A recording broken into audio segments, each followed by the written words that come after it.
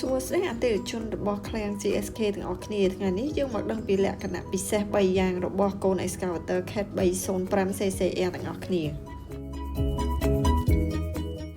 305 CCR គឺជាគ្រឿងចក្រដែលគេទទួលស្គាល់ថាទាំងការបញ្ជានិងការបើកបរធ្វើឲ្យតែកង់មានផាសុកភាព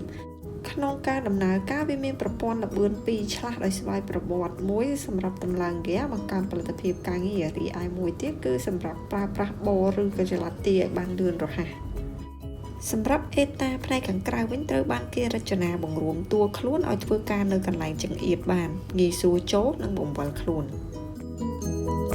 កលេចមើលមកកន្លែងអង្គុយបើកបរវិញគឺស្រឡះធំទូលាយប្រព័ន្ធដៃបញ្ជាដំណើរការក៏រលូនងាយស្រួលនិងកាត់បន្ថយការនឿយហត់នៃពេលបើកបរគ្រឿងចក្រម្ដង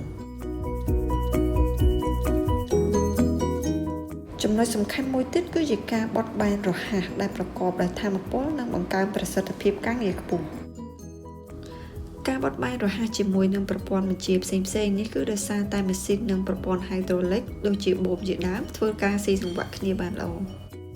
សម្រាប់ប្រព័ន្ធ hydraulic វិញក៏មានបំពាក់ទៅដោយ sensor មួយដើម្បីជួយឲ្យម៉ាស៊ីនដំណើរការដោយរលូននិងកាត់បន្ថយការប្រើប្រាស់ប្រេងម៉ាស៊ូតបានជាអតិបរមា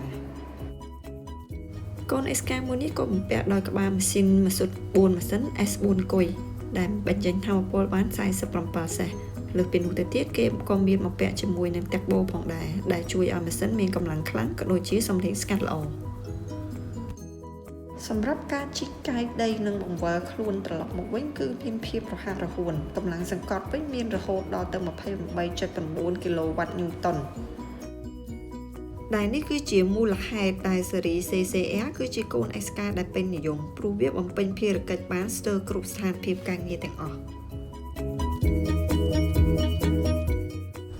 រីឯដៃរបស់វាគឺជាដៃស្តង់ដារលោកអ្នកអាចជីកជម្រៅបានចាប់ពី2ម៉ែត្រកន្លះទៅ3ម៉ែត្រកន្លះទំហំប៉ែមាន